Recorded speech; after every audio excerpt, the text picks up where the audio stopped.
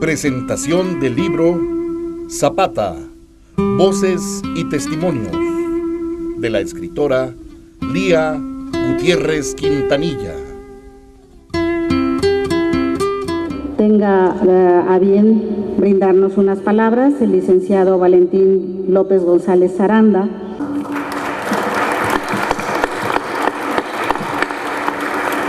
Gracias. Buenas noches a todos. Este libro que hoy presentamos, el de Lía Gutiérrez Quintanilla, Zapata, Voces y Testimonios.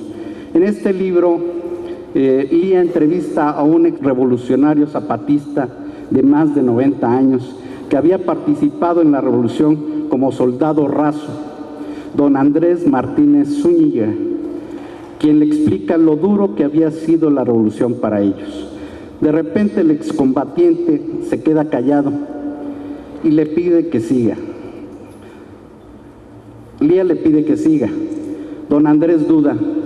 No sé si tenga caso, responde. Usted va a sacar su nota en un periódico de México, que tal vez nosotros ni vamos a leer. Y ya, todo esto será olvidado algún día y nuestros hombres no figurarán ni como anécdota siquiera. Lía hace un compromiso. Le prometo que no, don Andrés. Algún día todos estos relatos formarán parte de la historia de Morelos y quedarán impresos para las siguientes generaciones. Esté usted tranquilo, que así sucederá, le aseguró Lía. Lía, en la Secretaría de Información y Comunicación del Gobierno del Estado nos sentimos realmente orgullosos y complacidos de haberte podido ayudar a cumplir ese compromiso que tú hiciste. Que esta historia oral, testimonio de 30 personajes, entre ellos campesinos, veteranos, estudiosos y conocedores de la revolución, quede impresa para que futuras generaciones puedan conocerla. Sin duda alguna, la lectura de estas entrevistas despertará el interés histórico de quienes las lean y asimismo les proporcionará ese placer que la literatura conlleva, volar de la mano del autor y de los protagonistas.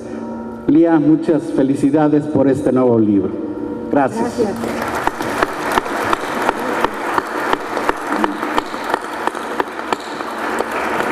Muchas gracias.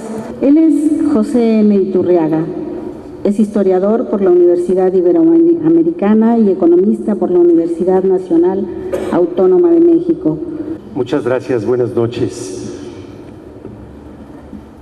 El libro de Lía me trajo a la mente en primer lugar, por comparación, por contraste, el caso de colegas míos historiadores, teóricos, académicos, que ven con cierto desaire, desprecio a veces, el trabajo periodístico y creen que la historia con mayúsculas es algo que está en otro nivel, muy por arriba del periodismo.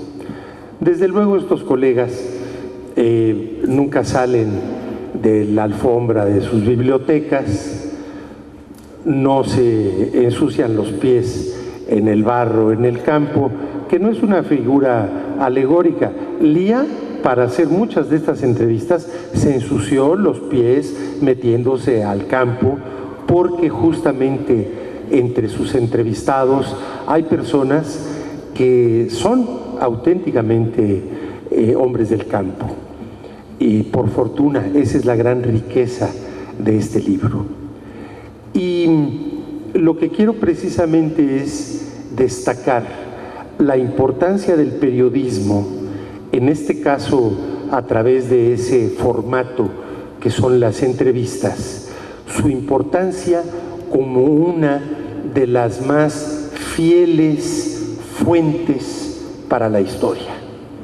Porque cuando se pueden llevar a cabo entrevistas, como en el caso de este libro, con algunos de los que fueron actores de los hechos que se relatan, eso le da un enorme valor al libro. Además, por supuesto, en esta obra de Lía Gutiérrez Quintanilla hay entrevistas a otro buen número de personas que no fueron actores en el zapatismo, pero que sí tienen la autoridad moral y los estudios para hablar de esa gesta de nuestra Revolución Mexicana, que fue el zapatismo. Y tan tiene valor histórico el trabajo periodístico y las entrevistas en particular, pero hablando de los periodistas en general, cabría recordar que dos de los más grandes libros de historia de la Revolución Mexicana los escribieron dos periodistas, por cierto, los dos estadounidenses. Por supuesto me refiero a John Reed con su México Insurgente, que es absolutamente obligatorio para estudiar a la División del Norte y a Pancho Villa, indispensable. Ningún libro serio de mis colegas historiadores podría prescindir de consultar el trabajo periodístico, hoy histórico de gran valía, de John Reed. Y el otro, John Kenneth Turner, periodista, y Turner con su México Bárbaro lo que hizo fue desnudar sin el menor recato a Porfirio Díaz y dejarnos ver sus entrañas dictatoriales, cuando en su libro leemos los campos de concentración de esclavos que había en Valle Nacional, Oaxaca, y los indígenas mayas enequeneros en Yucatán. Entonces no podemos por ningún motivo menospreciar el trabajo periodístico con ese enorme valor histórico que tiene.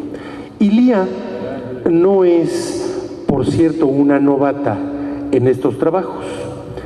Los trabajos periodísticos de Lía, aquí en este libro no nada más se recopilan, sino que realmente cuando lee uno este libro, Zapata, Voces y Testimonios, es un libro integral, es un libro equilibrado, y los trabajos periodísticos que se fueron dando no solamente aislados geográficamente, sino en el tiempo, a lo largo de años, fueron surgiendo y juntándose estas entrevistas. Lo que vienen a conformar es un libro, repito, integral, formal. Pero decía que no es el primer trabajo de Lía al respecto.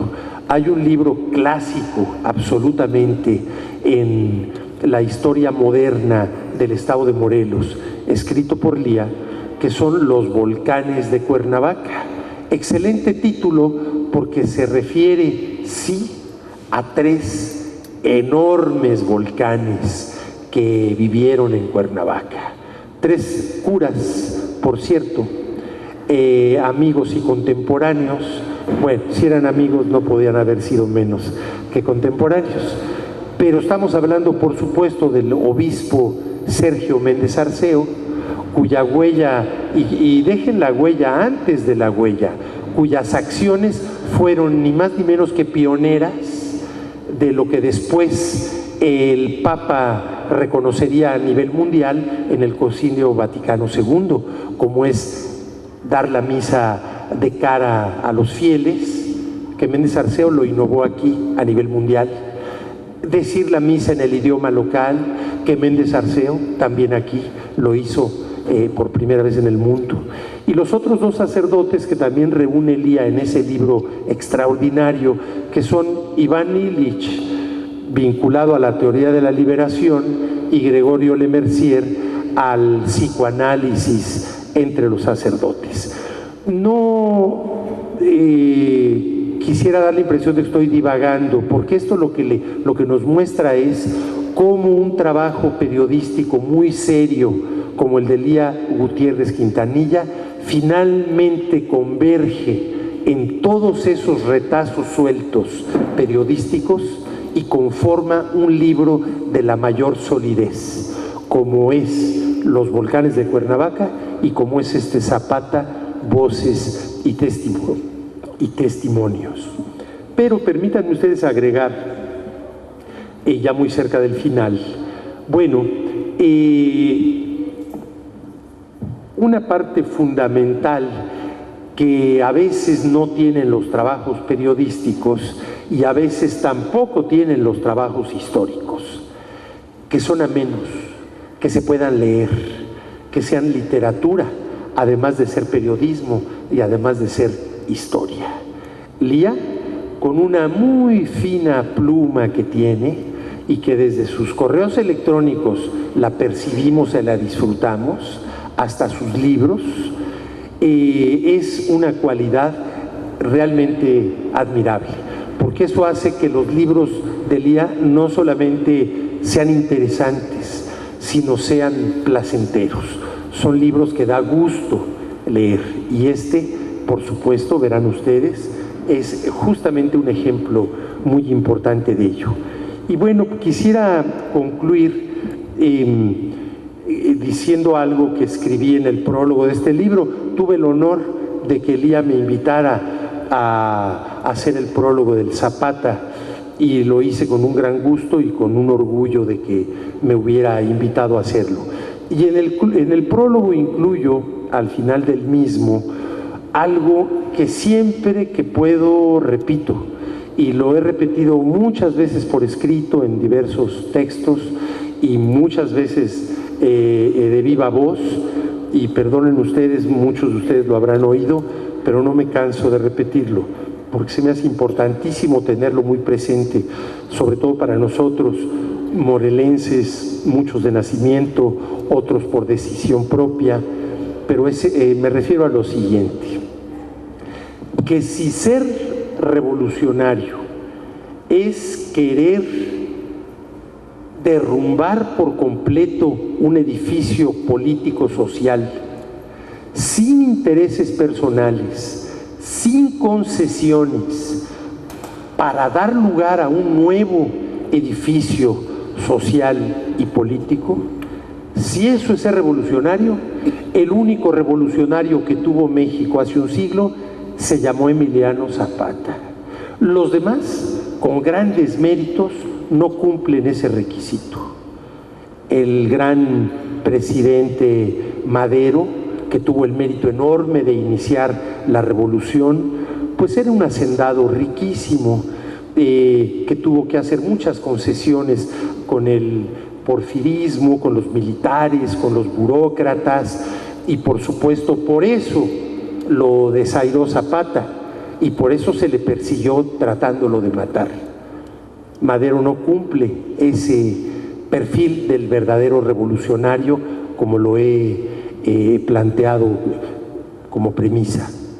Carranza, hacendado, por cierto, también de Coahuila como Madero, de familia muy rica, no tanto como la de Madero, pero también hacendados poderosos. El propio Carranza, burócrata del porfiriato, es alcalde de su pueblo, Cuatro Ciénegas, diputado, senador, gobernador, y ya luego toma la bandera constitucionalista, que mucho hay que reconocérselo, igual como dije de Madero, iniciador de la revolución, Carranza, la bandera del constitucionalismo, pero igual, concesiones, político mañoso, y fue quien mandó matar a nuestro Emiliano Zapata. Villa, de extracción humildísima, murió rico, asesinado, también por otros revolucionarios, entre comillas, pero bueno, Villa sí acabó siendo muy rico, y cuando era niño pues no tenía absolutamente nada, con una mano adelante y otra atrás. Genial militar Villa, extraordinario, fundamental para las victorias del constitucionalismo, pero murió rico. Y bueno, ya los que siguen después de la etapa armada, pues las familias de Calles y Obregón siguen siendo de las más ricas de Sonora, lo cual ya habla también pues de cómo se cosieron aquellas fortunas. Zapata fue nuestro único verdadero e integral revolucionario. Por cierto, perdonen la comparación que parecería no venir al caso, pero por cierto, como el Che Guevara, Zapata, nuestro único verdadero revolucionario. Muchas gracias por tu libro, Lía querida. Gracias a ti.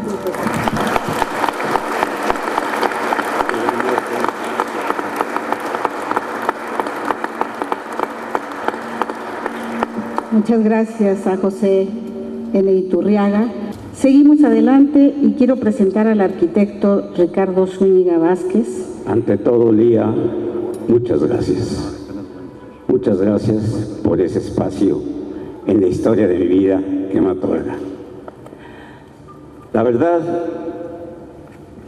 narrar, que es a lo que yo me dedico en cuanto a la cuestión zapatista, a investigar y narrar, porque siento que narrar es una de las cosas más fáciles, más accesibles a nuestro contexto y a la forma en que nosotros vivimos.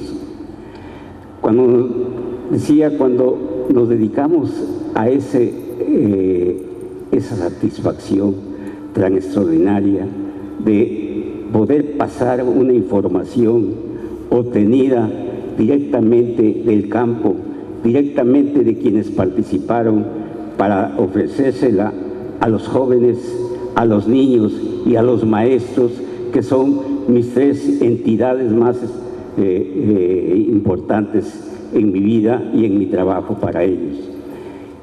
Cuando estamos haciendo esto, cuando lo logro hacerlo y cuando veo trabajos como el libro en que Lía me ha hecho el favor de incluirme, pues me da mucho gusto. Tuve un padre que me enseñó a amar a Zapata.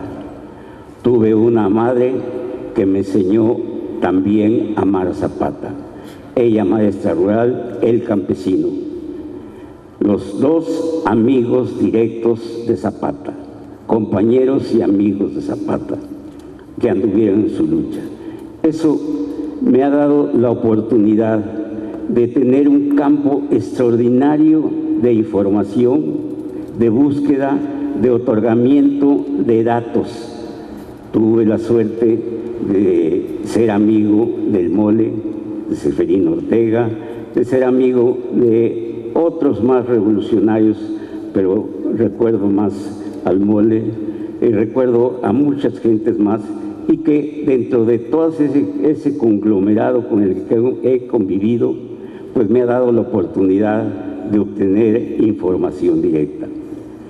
Siento y valoro mucho el trabajo de Lía, porque efectivamente ella ha entrado al campo, ha buscado en el campo, ha hablado como debemos hablar los que verdaderamente tenemos ganas de que se conozcan nuestras tradiciones, de que se conozca lo nuestro.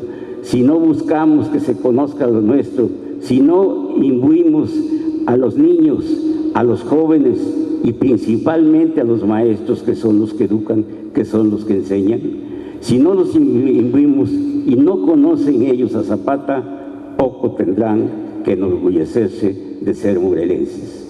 Ser morelense de nacimiento y de convicción cuesta un poco de trabajo y da muchas satisfacciones. Lía, muchas gracias, y creo que este libro vamos a leerlo, releerlo y a transmitir muchas informaciones que aquí están. Muchas gracias, pues, y pues gracias por todo.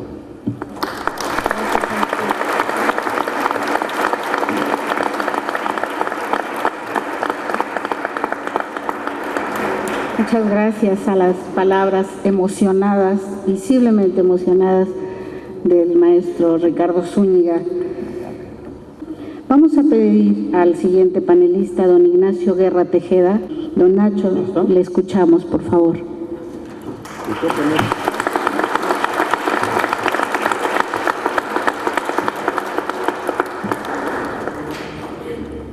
Un inmerecido honor participar en este hermoso foro, en esa tarde tan bonita, con miembros tan distinguidos en el Presidium y con gente tan distinguida del estado de Morelos en este bonito lugar.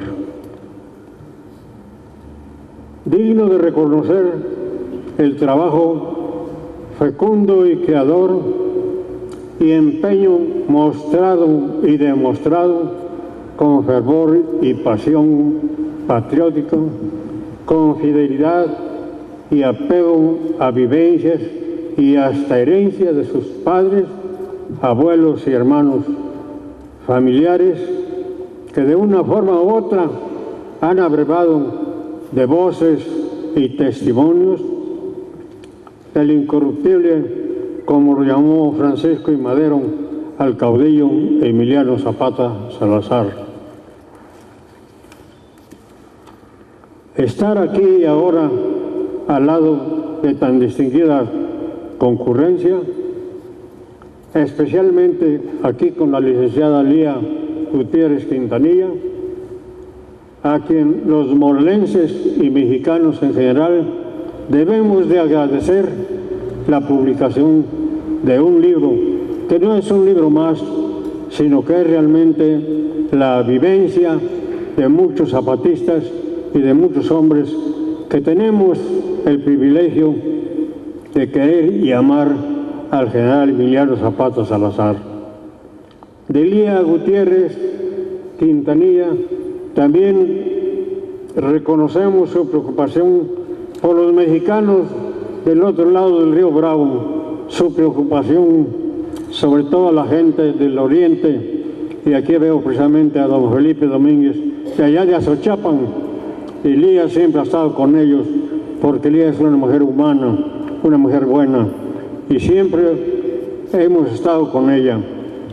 Algunas veces acompañando a Valentín López González, algunas veces ahora con sus nuevos amigos, con sus nuevas parejas, con el maestro Teodoro Lavín, salimos a los cascos de las haciendas para platicar con los auténticos representantes del campo morelense, porque el campo morelense fue la preocupación y fue realmente por lo que entregó hasta su vida el caudillo del sur, el más grande hombre que ha nacido en el estado de Morelos, el general Emiliano Zapata Salazar.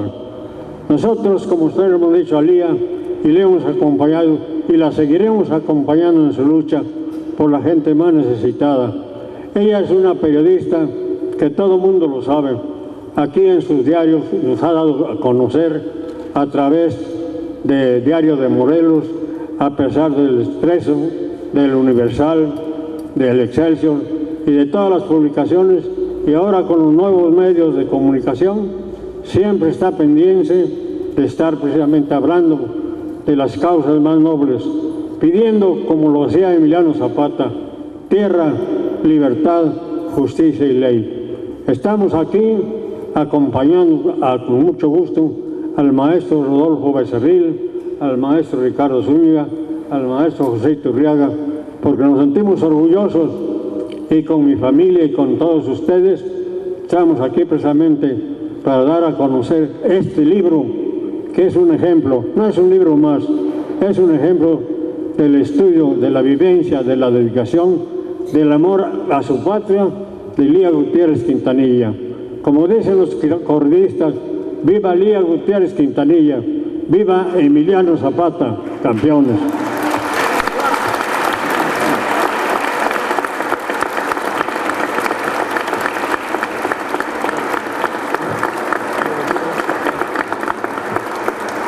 Emotivas palabras, tierra, libertad, justicia.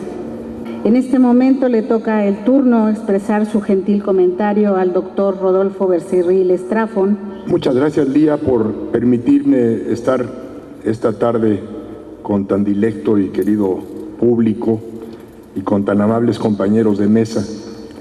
Déjenme platicarles que en mi familia materna, circulaba una foto que se presentaba a los sobrinos y a los hijos con mucho orgullo, que una foto donde estaba José G. Parres con Emiliano Zapata. Esa foto desapareció y mi familia se le entregó a algún investigador que la reprodujo en algunos de los textos que sobre Zapata se han hecho. José G. Parres era primo hermano de mi abuelo materno, Otón Estrafón Guerrero. Parres era José G. Parres Guerrero. Los dos eran oriundos de Hidalgo. Y José Parres fue además gobernador del estado de Morelos, fue el que primero introdujo la ley de aguas en la entidad, fue médico de cabecera de Zapata y después ya con Cárdenas fue secretario de Educación Pública. Cárdenas le entrega a José G. Parres la escuela o hacienda de Palmira y José G. Parres se la entrega a la Secretaría de Educación Pública. Bueno, este es un pequeño dato anecdótico, pero que refleja cómo en mi familia, desde siempre, la figura de Zapata estuvo presente. Se nos hablaba de Zapata permanentemente. Y luego, siendo oriundos del estado, recorriendo los pueblos con mi padre médico, veíamos escuelas, calles, plazas con el nombre de Zapata. Y en consecuencia, pues la inquietud por saber quién era Zapata cuando era yo adolescente creció insistentemente. Apenas ayer se inició una cabalgata que va a durar 6 días para conmemorar 100 años de la entrada de Villa y Zapata a la Ciudad de México. Apenas inició ayer y en 6 días estarán llegando al Zócalo de la ciudad, no sé cuántos hombres de a caballo, no sé cuántos jinetes, pero lo interesante no es tanto la cantidad, lo interesante es que todavía, a tantos años de distancia, siga presente la figura de Emiliano Zapata. Y uno se pregunta, ¿por qué tanta permanencia, tanta presencia, tantas películas, libros, ensayos, artículos se han hecho sobre Zapata? Y yo creo que el libro de Lía refleja el por qué Zapata sigue estando vivo en la comunidad, en la historia y desde luego en el ánimo de los morelenses. Bien lo decía Iturriaga, Zapata fue un rebelde ante el poder que nunca quiso. Él nunca quiso optar por el poder. Acuérdense ustedes que cuando está en la Ciudad de México con Villa en un Sanborns, en una foto legendaria, él se regresa inmediatamente a Morelos porque le aturdía la Ciudad de México y todo aquello que pudiera significar entronizarse en una silla presidencial. Él no quería el poder, lo que quería era cambiar las condiciones de vida de los campesinos de Morelos en el convulso principios del siglo XX. Zapata destruye un modo de producción, la hacienda, que le dio una enorme riqueza al país. Un dato por demás curioso es que la primera exportación de azúcar se hizo a Venezuela y provino de un ingenio azucarero de Morelos. Pero ese modo productivo hacendario descansaba en la explotación de la mano de obra campesina. Y esa explotación hizo que muchos campesinos de pantalón blanco, ajustado, muy distinto al que se utilizaba por los campesinos de Xochimilco, por ejemplo, hizo que estos campesinos se fueran rebelando paulatinamente y quien los encabeza en el momento que estalla la Revolución Mexicana con el llamado que hace Madero a la no reelección, esos campesinos van tomando una convicción ideológica sin saber a ciencia cierta cuál era la ideología que profesaba. Por ejemplo, el Plan de Ayala, que marca un paradigma en la historia del movimiento zapatista, es un plan que se redacta en medio de la rebelión. No hay lugar en donde los intelectuales zapatistas, concretamente Otilio Montaño, pudiera sentarse a escribir, porque la guerra y el fragor de los balazos impedían que hubiese una reflexión intelectual. Y sin embargo, Montaño, por razones de la guerrilla, porque finalmente Zapata era un guerrillero, se va hacia Jumiltepec, en el municipio de Ocuituco, y ahí se redactan las primeras letras de lo que sería posteriormente el Plan de Ayala, que ya no se firma sino tiempo después de que Zapata se convence de que Madero lo había traicionado. El Plan de Ayala no lo conocían ni siquiera los campesinos. En una entrevista que hace también en el género de la entrevista que hace Salvador Rueda, por ejemplo, que hizo un maravilloso ensayo sobre Zapata en un libro que, por cierto, publicó también el Gobierno del Estado, en donde participa Elena Noval, hablando de la semiótica que produjo todo el movimiento zapatista. Él dice que los campesinos no sabían qué era el Plan de Ayala. Sin embargo, lo tomaron como referente. Era un referente. Yo creo que incluso hoy en día mucha gente no sabe lo que era el Plan de Ayala.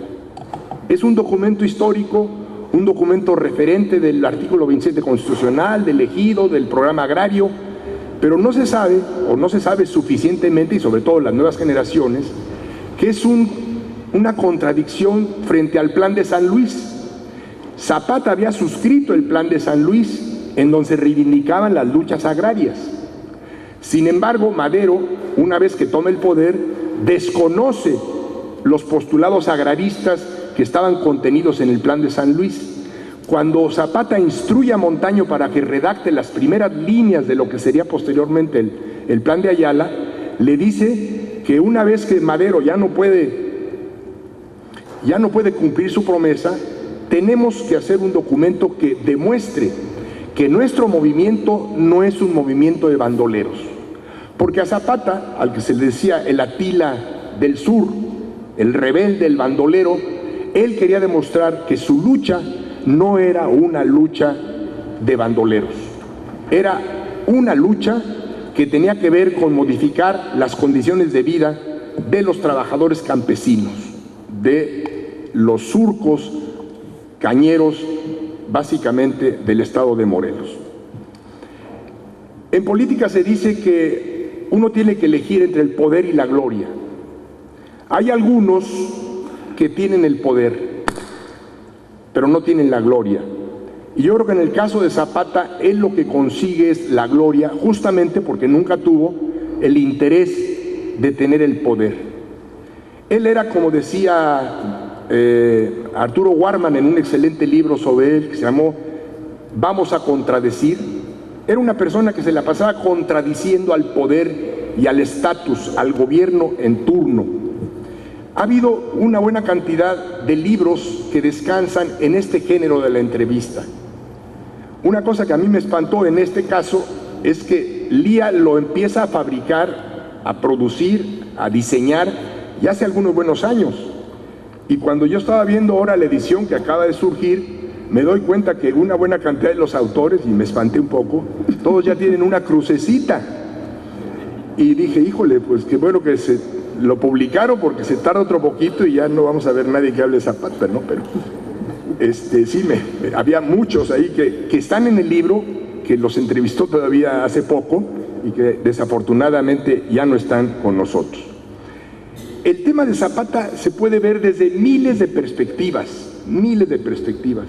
Zapata y la iglesia, Zapata y la antropología, Zapata y la economía, Zapata y la política, Zapata y el cine. Acuérdense de las películas de Elia Kazan sobre Zapata, las recientes que hizo Arau, en donde, por cierto, mi hermano hace el papel de Madero. No me gustó, pero bueno, hace el papel de Madero, mi hermano que es artista. Sigue produciéndose todo un material enorme en materia de Zapata. Fíjense, por ejemplo, otro tema, voy a usar 2 minutos al día. Hay una anécdota cuando el presidente del PAN, Castillo Peraza, acude un día, hace no muchos años, a Palacio de Gobierno, a Palacio Nacional. Al bajar por las escaleras de Palacio, ve la figura de Zapata incrustada en los muros de Diego Rivera y le dice a un compañero que iba con él, algo está pasando, que ese mural está incompleto, porque nosotros, se refería a los panistas, no existimos en esa historia. Y curiosamente, el referente ha sido tan grande que hasta los propios panistas, que no tenían, y perdón que diga cuestiones de orden partidista, pero no es la intención, simplemente lo hago como una reflexión de carácter pues anecdótico, histórico, utilizan al propio Zapata, ¿no?, para rememorar a héroes nacionales cuando sus antecesores fueron los que defendían a los hacendados a los que Zapata combatió. Entonces, esta es la fuerza de este personaje en nuestra historia, que realmente vale la pena seguir produciendo textos que ilustren sobre su significado, sobre todo en el contexto contemporáneo. ¿Por qué en el contexto contemporáneo? Lía, con mucha inteligencia y además conforme ha ido entrevistando a mucha gente, ella va acumulando conocimientos. No es lo mismo entrevistar al primero que al octavo de los autores, porque cuando ella entrevista al octavo de los autores, ella misma ya tiene un conocimiento mucho más profundo, no solamente propio, sino el que abreva de los entrevistados, para ir formulando las preguntas que complementen la imagen que ella quiere dar en el texto, para evitar repeticiones. Hay muchos autores que han utilizado la entrevista como género, y género que es de la mayor importancia. Está Kapuscinski, que habló de los emperadores asiáticos. Está en México Raúl Cremú, que ha entrevistado al político contemporáneo.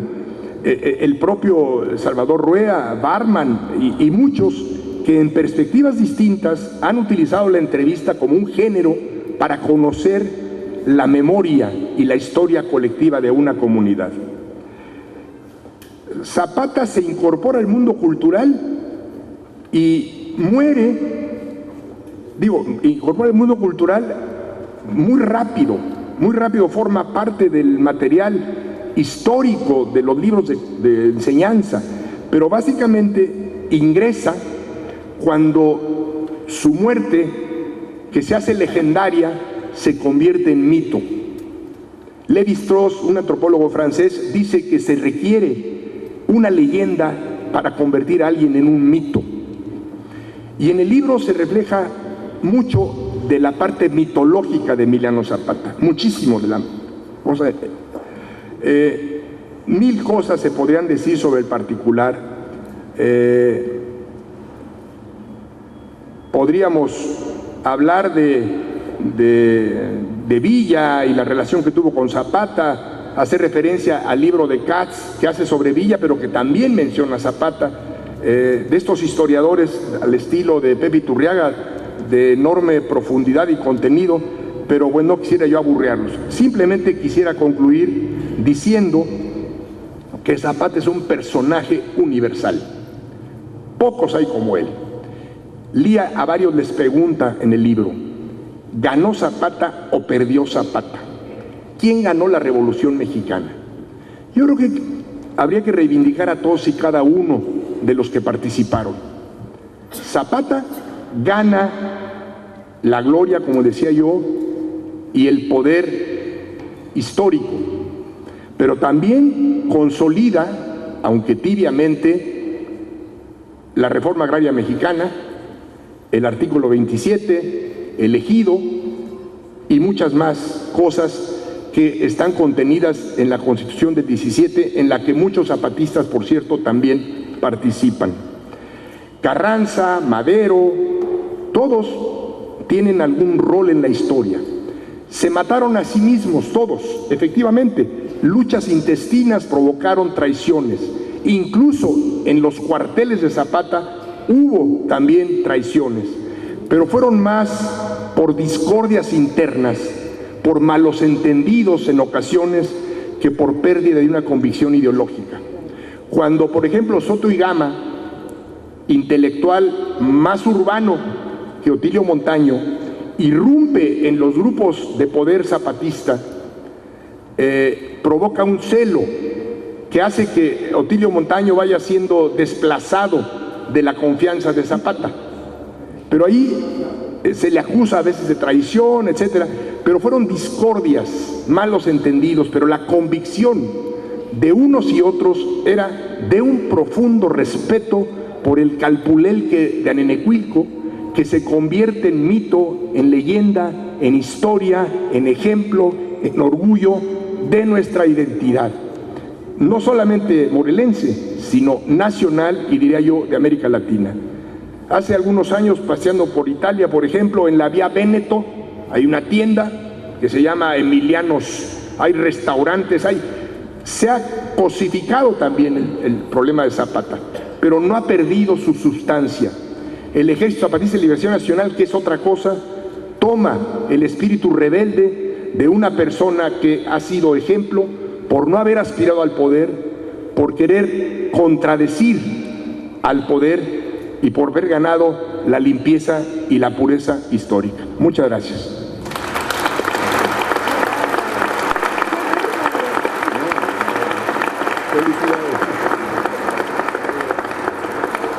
Llegamos al momento de esta memorable noche en el que la propia autora, Lía Gutiérrez Quintanilla, será quien nos platique. Esta noche la tenemos aquí para presentar su libro. Te escuchamos, Lía.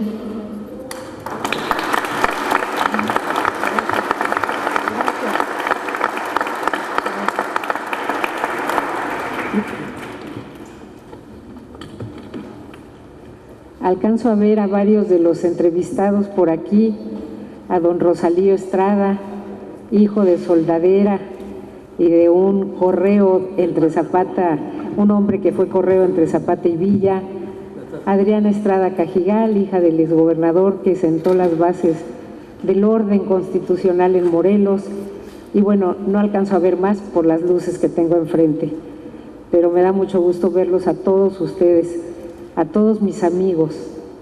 Gracias por haber venido.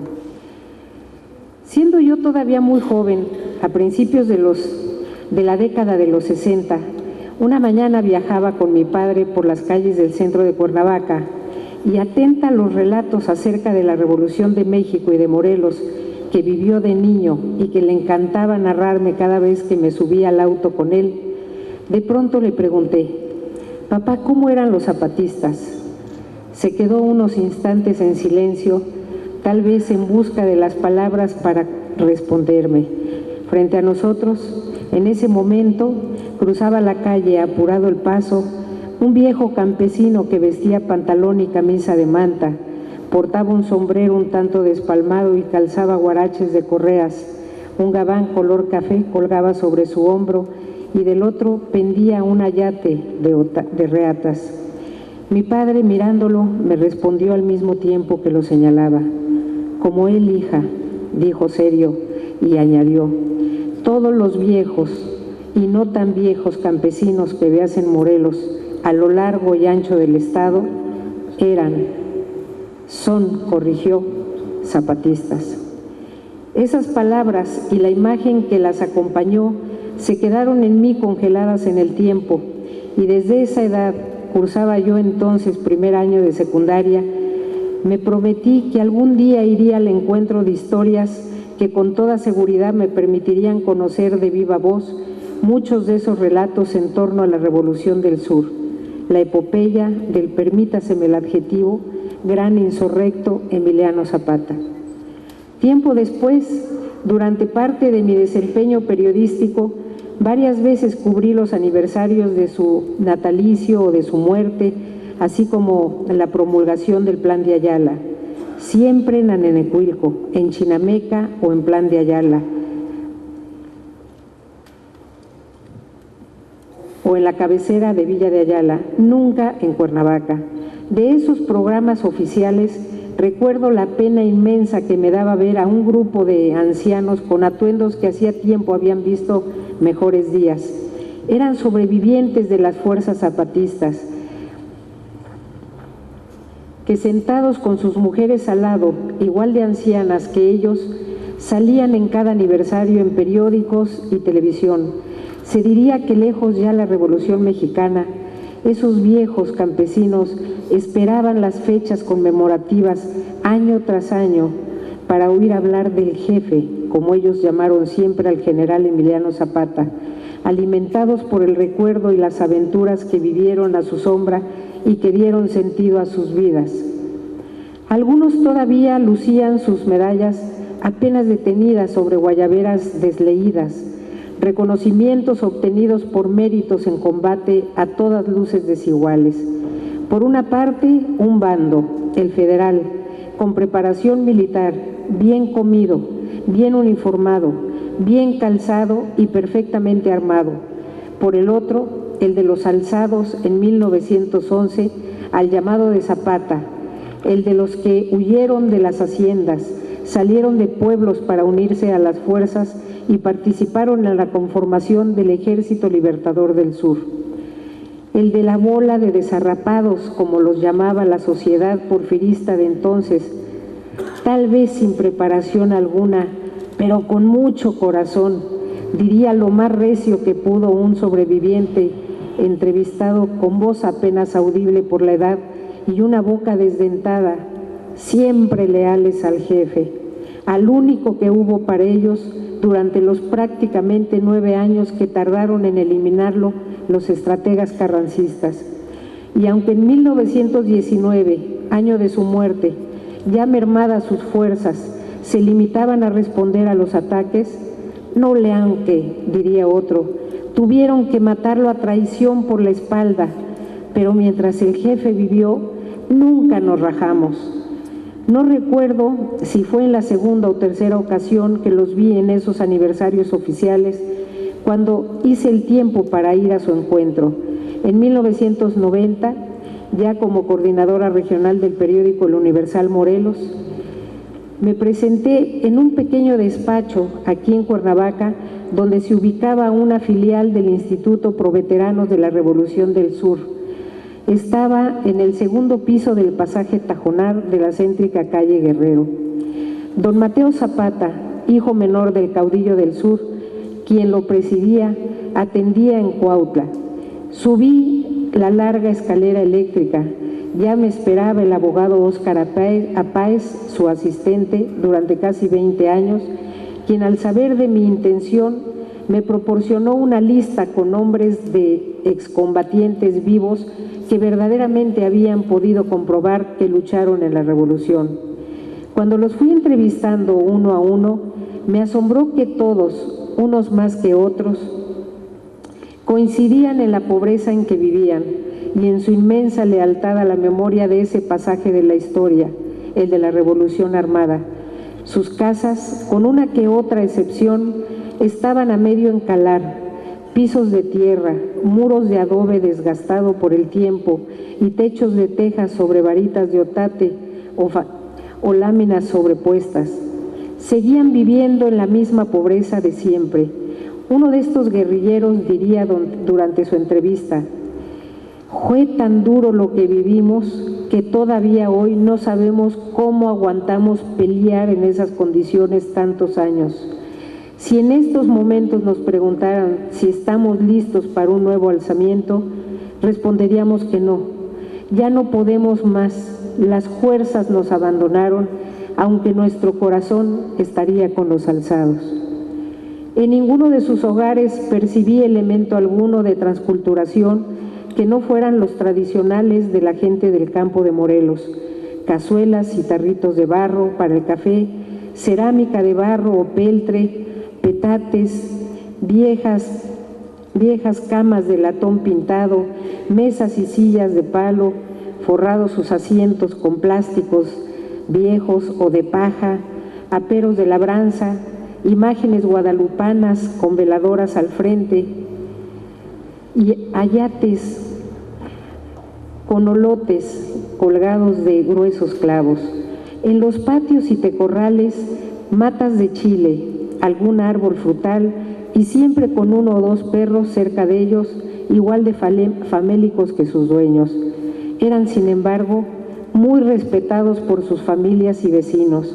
Para encontrarlos, recorrí varios pueblos y ciudades, ayudada por el listado con direcciones que me había proporcionado Óscar Apáez.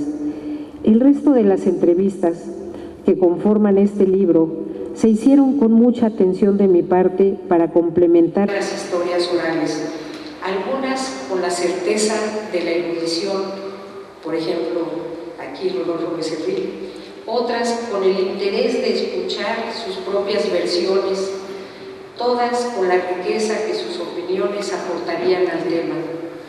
Como periodista, escuché sus voces sin prejuzgar. No me cerré a ninguno de ellos. Todos tenían algo importante que decir. A don Arturo Azuela, entonces presidente nacional del Seminario de Cultura Mexicana, lo entrevisté por su linaje literario y revolucionario, nieto de Mariano Azuela, el autor de Los de Abajo, la novela clásica de la Revolución Mexicana. Tenía mucho que aportar y así lo hizo. A Rodolfo Becerril lo entrevisté hace 4 años, porque en diversas ocasiones lo había escuchado le había escuchado comentarios interesantes sobre Zapata, pero nunca habíamos concretado una conversación seria al respecto, pero me había quedado el nombre y las ganas de entrevistarlo algún día. Acerca de la ruptura entre Madero y Zapata, me queda claro que desde antes que se diera el rompimiento total entre ambos, ya había signos que así lo presagiaban. Existe un menú ya histórico, fechado el 12 de junio de 1911, con las firmas que uno de los invitados al banquete, mi abuelo paterno, don Manuel Gutiérrez Guerrero, solicitó a quienes estaban sentados en las mesas de honor de ese convivio. En él aparece la firma del caudillo del sur, muy cerca de la de Madero.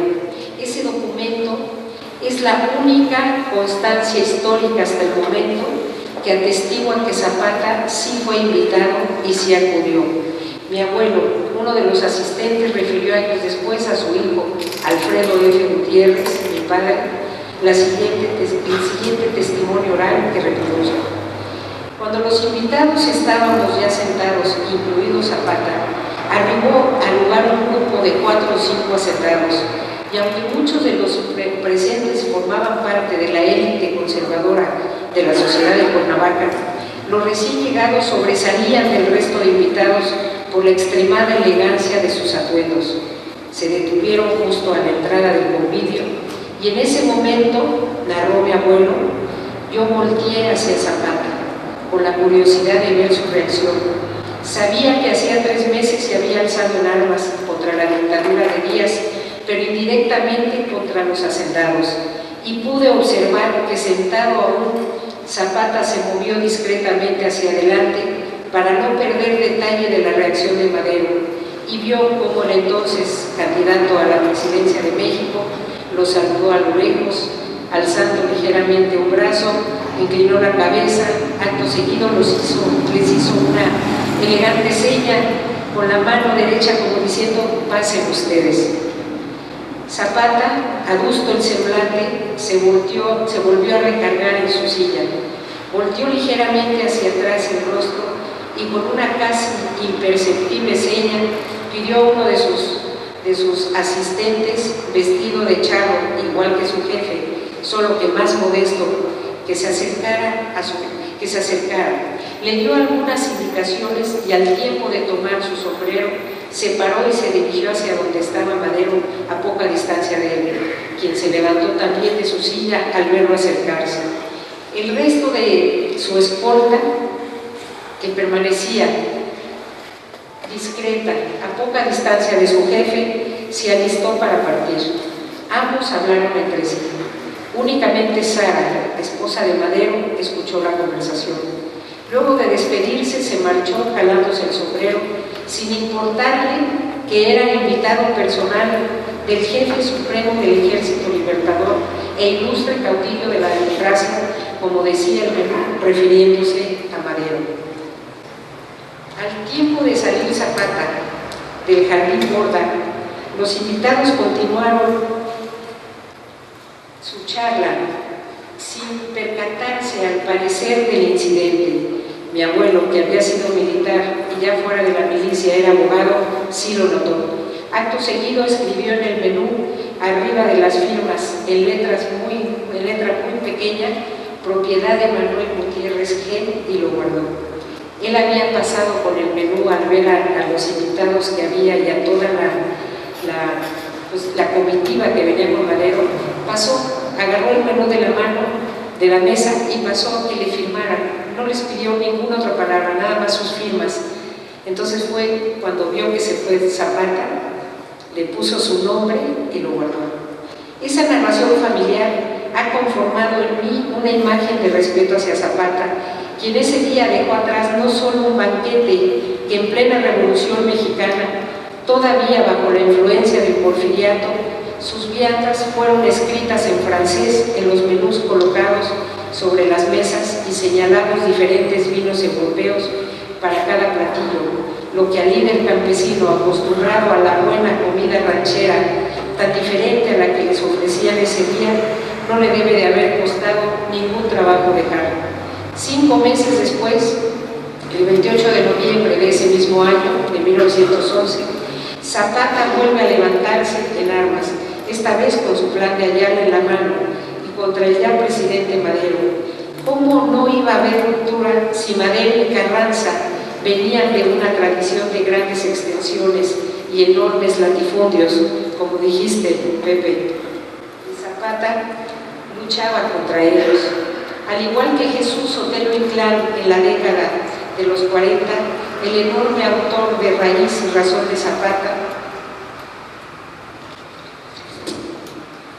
yo también he visto llorar a estos ancianos zapatistas, aprisionados en la formación de este libro desde 1990, tan solo de recordar a su jefe, más de 70 años después de su muerte.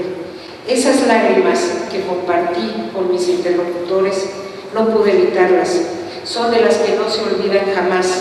Las llevo desde entonces impresas en el corazón, motivo por el que decidí rescatar las entrevistas de estos sobrevivientes, varias de ellas ya publicadas en los periódicos El Universal y El Diario de Morelos, y complementarlas con otras más.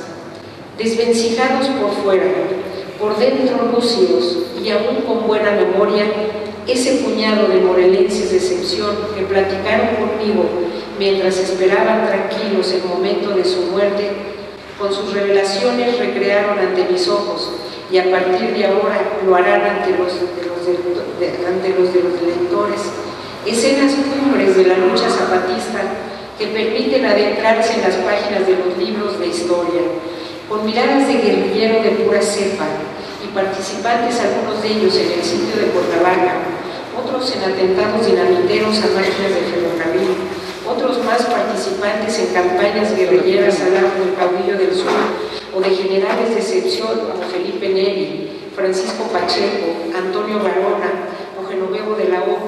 Con su lucha se han ganado un jirón de gloria en la historia de Morelos y de México. Y si la vida de todos esos ancianos se apagó ya, los que hablaron y los que no lo hicieron, los que aparecen aquí y los que no, todos están presentes en este libro, con sus fotografías a través de las cuales salen en posición de firmes al juicio del tiempo, lo que les permitirá vivir un presente continuo cada vez que algún lector o estudioso de la historia recorra estas páginas. Al tener frente a mí a cada anciano excombatiente y comprobar en sus hogares el fracaso de las políticas agrarias, me preguntaba en silencio por qué, pero al repasar la historia del agrarismo en Morelos, al hablar con entrevistados como don Nacho Guerra, que también conoce la historia del agrarismo, constaté que cuando se comienza a dar el reparto de tierras, la falta de créditos y de programas agrícolas, la imposibilidad de adquirir insumos y la corrupción creciente hacen del ejido una forma de allegarse alimentos baratos en un campo cada vez más empobrecido por la parcelización de la tierra.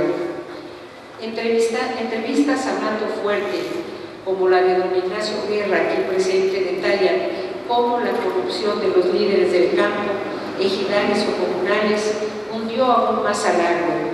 Y de esta manera, diría el doctor en leyes Samuel Palma César, otro de mis entrevistados, la modificación al artículo 27 solo vino a legalizar la costumbre de compraventa de ejidos que ya era práctica común. Luego de realizar todas estas entrevistas y las lecturas que las acompañaron, como dice Rodolfo, no es lo mismo la primera entrevista que cuando ya llevas 30 o 31,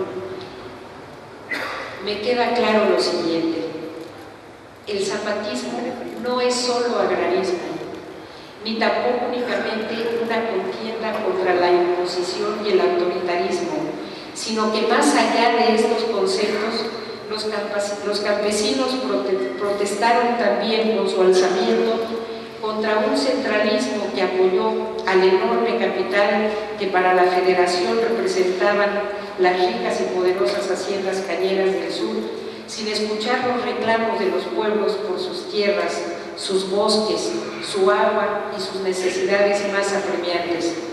Me queda claro también que el zapatismo, además de haber peleado por la tierra, como bien dijo en su entrevista don Ricardo Zúñiga, por la libertad y la justicia social, tuvo la enorme capacidad de entrega de la vida misma en la conformación de un nuevo proyecto de nación, más justo, más equitativo y más digno, plasmado en la Constitución de 1917, donde la voz de los enviados zapatistas se dejó oír fuerte entre la de otras fracciones insurrectas en la Convención de Aguascalientes, a la que fueron invitados por Francisco Villa y acompañados por el general Felipe Ángeles, quien sufragó sus gastos porque ni para el viaje tenía dinero en contingentes sureños.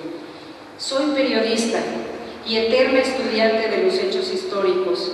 Sin embargo, los periodistas, además de divulgar los distintos aconteceres, somos narradores de historias que a veces no gustan. Al poder jamás le ha gustado escuchar la verdad. Las voces de los dignos ancianos campesinos que aparecen en la segunda parte de este libro complementan la valiosa y legítima opinión de historiadores, académicos y políticos conocedores del tema. Queda así un documento humano que no se debe perder. Hoy, a 24 años de iniciadas las entrevistas, sirvan estas letras como homenaje a todos los héroes, heroínas e hijos anónimos que vivieron y crecieron al fragor de los combates de escaramuzas, como don Chalío Estrada, aquí presente. La figura admirable de estos ancianos, que antes de morir todavía arañaban su futuro, ya sin muchas fuerzas, y sin percibir, o tal vez sin aceptar que con Zapata muerto acabó su esperanza de una vida mejor, con el correr de los años y su perenne lealtad a su movimiento y a su líder, devinieron en verdaderos monumentos vivientes. Palabras más, palabras menos, reproduzco un sintetizado texto de Zapata. Yo me he levantado, escribió en diciembre de 1911 al coronel carrancista Fausto Beltrán, no para enriquecerme, y estoy dispuesto a morir a la hora que sea, porque llevo la pureza del sentimiento en el corazón y la tranquilidad de la conciencia. Para esta humilde aprendiz de historia, que ya en la completa madurez sigue apostando por un periodismo ético y una admiración inquebrantable por el rico patrimonio cultural de Morelos, es importante no tener corta la memoria. De ahí que me decidiera a publicar estas entrevistas como un testimonio para futuras generaciones. En este momento en que cumplo al fin el compromiso contraído conmigo misma desde mi ya lejana adolescencia, solo me hacen falta esos ancianos excombatientes del Ejército Libertador del Sur, a quienes les prometí que no serían olvidados. Mi abuelo morelense, Manuel Gutiérrez Guerrero, al que no conocí, quien vislumbró el valor histórico que un día tendría el menú del banquete del Borda con la firma de Zapata y de Madero a disposición ya del Archivo General de la Nación, y mi padre, mi querido contador de historias revolucionarias, para poderles entregar a cada uno de ellos un ejemplar de este libro en sus manos y decirles que el zapatismo sí triunfó, porque sigue vigente el ideal de su jefe, de unir la ética con la política, y porque a más de 100 años sigue limpio el nombre del general Emiliano Zapata. Muchas gracias.